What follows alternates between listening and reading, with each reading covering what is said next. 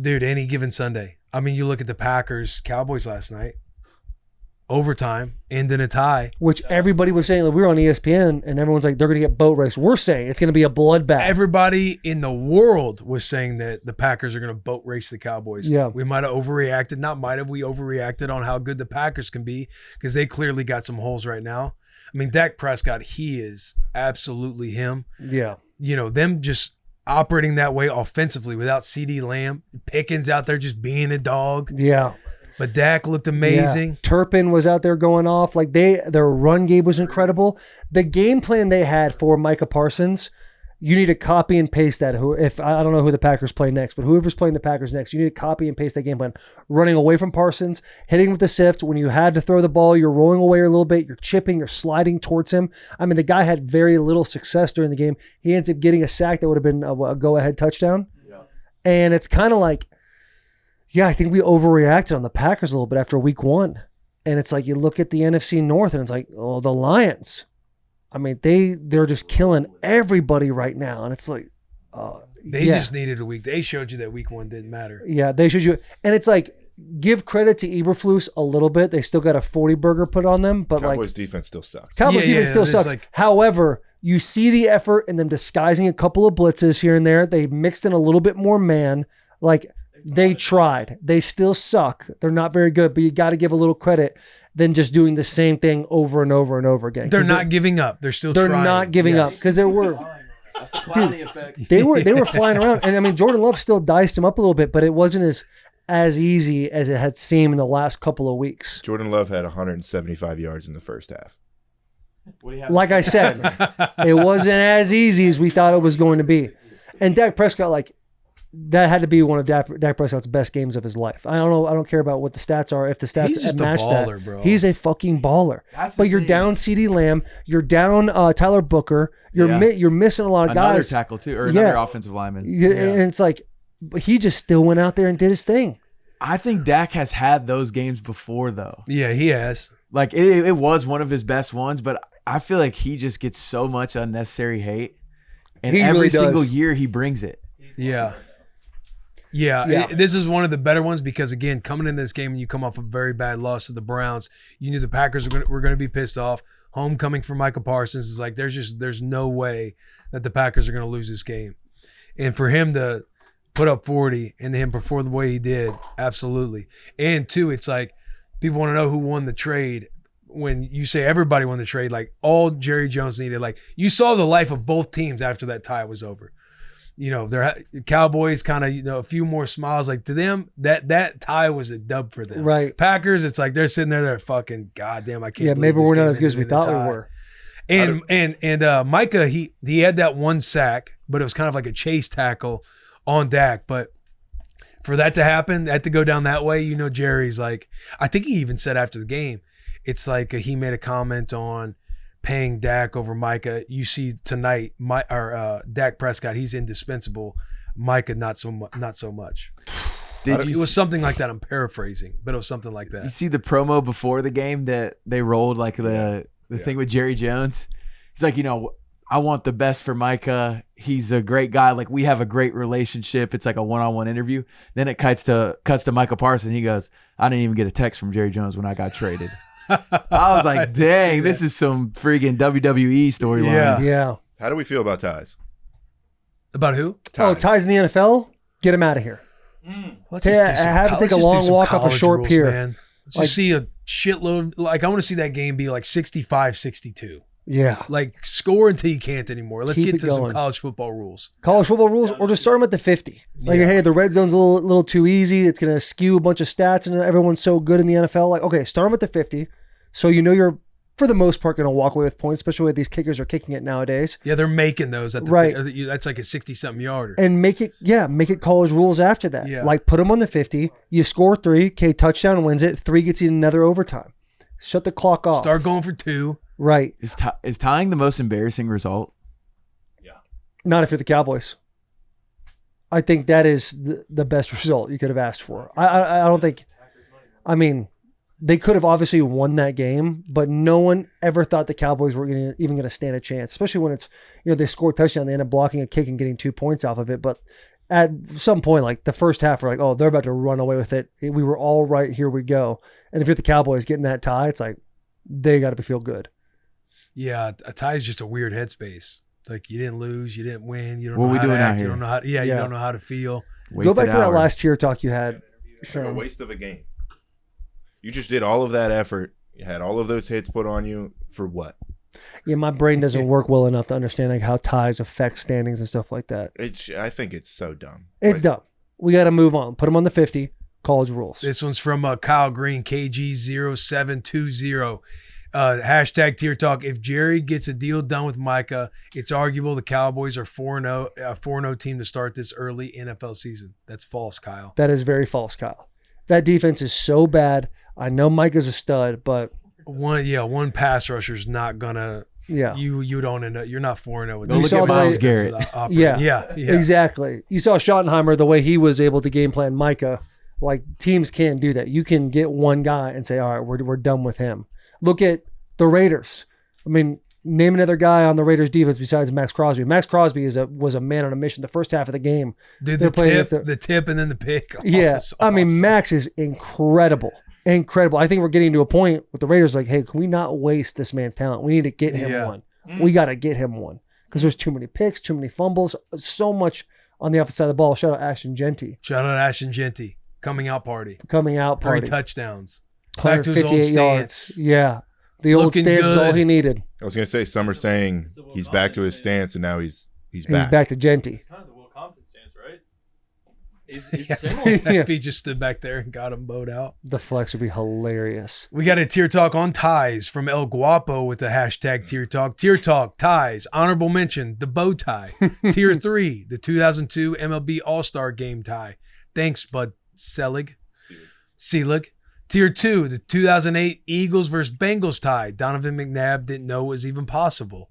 Tier 1, the tie fighter from Star Wars. Hashtag Tier Talk. Thank you, El Guapo. El Guapo. Thank you, El Guapo. Thank you, El Guapo. Very sweet. There, another honorable mention: Washington Redskins and Cincinnati Bengals back in 2016. London ended in a tie, 23-all. Ugh. I luckily never had to be a part of a tie. Gene Daniels at Gene Daniels 24 can at Taylor Lewan 77 take some of his Vegas winnings and get us a wide receiver in the portal at You Mish Football is almost back. I agree, Gene. And luckily That'd be a for fun you, vlog. That'd be a funny That's the vlog. front of the show right there. Bussin With The Boys just gave $50,000 to Michigan's NIL fund. So we've contributed. He's like, We've this contributed. trip to Vegas is for the NIL collective of Michigan. Shout out Gene. Shout out Gene. But yeah, man, I think the Cowboys need to be happy about that result. That's awesome. And if you're the Packers, everything was in your favor. You're playing the worst defense in the NFL. You just had a bad loss against a bad Browns team. And it's like everyone's pissed off. Everyone wants to show you have, and you still tie. That's tough, man. Hey, Jackie boy, Titans, man. No, What was it, 26-0? Yeah, there's no prepared. Before you say anything about the Titans, I want to point out the Patriots. Mike Vrabel's Patriots won 42-13 against the Panthers. Okay, Titans. So no prepared statement. The Titans are miserable. This is probably the worst franchise we've ever had in the history of the Titans organization. Ken Ward said it best. Keep it a buck. We're ass. They got to fire Callahan. He's right now. This will come out at 2, so 30 minutes prior to this at 1:30. Callahan has a scheduled press conference as he does every week. I don't even think they're gonna fire him, which is crazy. But yeah, we're just at the point where yesterday might have been one of the worst NFL games in the history of the league. I mean, until the third quarter, neither the Houston Texans or the Tennessee Titans got to the red zone. Obviously, Houston turned it on in the fourth quarter, but it's just embarrassing. It's not fun to watch. After you finish Titans games at noon, 90% of your soul doesn't even want to watch another game, but you push through because you put a couple bets in on FanDuel. Shout out to FanDuel Sportsbook. Shout out FanDuel. But yeah, Titans are miserable, and everyone knows it in the league. It's by far we're the 32 of 32 teams in the league. So we'll see. I don't really have much We else need to you say. guys. You just need an impromptu. You guys versus the Saints, Titans versus Saints, and just see. Just got to figure it Who's out. getting the one pick? Yeah. What are your thoughts on the Titans? Seriously. I mean, you were a cornerstone in this place. Yeah, I mean, they don't have a competitive team. They got too many holes everywhere. There doesn't seem like there's a whole lot of accountability other than the quarterback right now. Situationally, they don't handle it very well. I think, you had the 2-minute in the first game against the Broncos and it didn't like go the way Callahan wanted to go. And so now there's a level of like, I don't know what to do when I'm on the 50-45 going in, and he's second guessing himself quite a bit. You got Latham's hurt. You got one of your running backs is hurt. Your veteran wide receiver, you paid $90 million. Had some uncharacteristic 92. drops. $92 million. It's really being a part of teams that have been in the position of, being one of the worst teams in the NFL. It's hard, man. And do I think Callahan is a long-term there's a long-term coach at the Titans? I don't. I don't think he seems very overwhelmed. That franchise in general seems very overwhelmed. It's a top-bottom thing. It starts with the ownership that has to essentially, if I'm the Titans and I'm Amy Adams Strunk, and if everything's going the way it seems like it's going to go with Callahan, where he doesn't have a job by the end of the year or at the end of the year, if I'm Amy, I'm not releasing a lawyer press conference. Hey, we've decided to part ways. I want to appreciate Callahan for everything he's done for this franchise. I would essentially do a selfie video and say, listen, I made a mistake. This is my team. I hired the wrong guy. I would essentially throw Callahan under the bus and be like, the fans deserve better. Here we go. This is strictly if I'm Amy. If she does a video or just does a video in general, like if you're as a Titans fan, Jack, if you're a Titans fan, and Amy doesn't have to be a selfie video, she sits there and she's like, I want to speak to the Titans fans. We've let you down. Are you guys feeling a whole lot better about your ownership taking accountability? I mean, maybe 1% better, but Amy 1%, Adams, hey, 1% Amy better Adams every day. will not do that. She's kind of a coward, and every Titans fan knows that. She probably will not even address. No, this isn't even a joke. Like, Amy Adams will not address the Brian Callahan firing when it inevitably happens. She will have someone else do it. And this is how it's always been. And that's why a lot of people, if you go online, are saying sell the franchise. Because the ownership, like you said, it starts from the top down. And it's miserable. It's like in the 25, 26 years I've been a Titans fan, this is the worst organization that has been run, operated, and being like, I can't imagine some of these players where it's like you hear all the outside noise and you just see how pitiful it is and how, the lack of motivation it is to go in today and be like, hey, this is going to be the week. We're going to go out and show the Cardinals what we're going to do. Come to the live show or the tailgate. We'll have fun at that. We'll have fun at that. I'll say this, man. Like, Wiz and Hunt, 2-14, 3-13 wasn't great. It ended up getting turned around. So if you're a Titans fan, you've had history patches of success where it can turn around and get better. Do I think Callahan's the guy? I really don't know. If I'm him, I need a lot more guys in my ear who's telling me situationally what's going on so I can focus on it. He gives up play calling last week. It obviously didn't turn out very good, but you've got a first overall pick that is showing a lot of potential. And you just truly, from a roster standpoint, you don't have the horses to get it done right now. You don't. And so this year's a wash. It is what it is.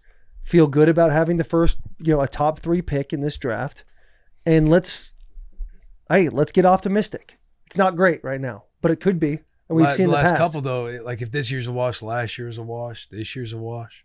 Right. I understand. Yeah. 2014 was a wash. 2015 was what? Boom. 2016 9-7, 17 9-7, 18 9-7. Like you start to get in a position of being successful. Guys just got to learn how to win again, man. It's hard. It's tough. And when you lose a shitload, it's kind of like you don't really know what to do. It's like kind of becomes you for a second. And all it takes is one little spark. You get a win. It's like, oh, there's a little bit of confidence. And keep it moving. With this new stadium opening up, they got to turn it around quick. No doubt. Amen. I'm not taking away from the amounts of pressure that is happening around Nashville and what they need to do in order to have this 2027 look a whole lot better than it's looking right now. Get John Gruden in here. Do you think John Gruden would take the job right now? Nope. If he has a top 3 pick, maybe. You got a lot more holes than that, man. It's just tough. You know who else sucks though? The Saints. The Saints. The Bills played them over the weekend. I don't know if you knew that. I did know that Was it? until the fourth. Yeah, Yeah, honestly, it was close until the second. yeah. I mean, half. I think that's Josh Allen's MO at this All right, point. maybe the Saints don't like suck, but just trying to get us, on a different. Vibes are getting really low. Getting low. Yeah. It was more of a therapy session. It was a therapy session.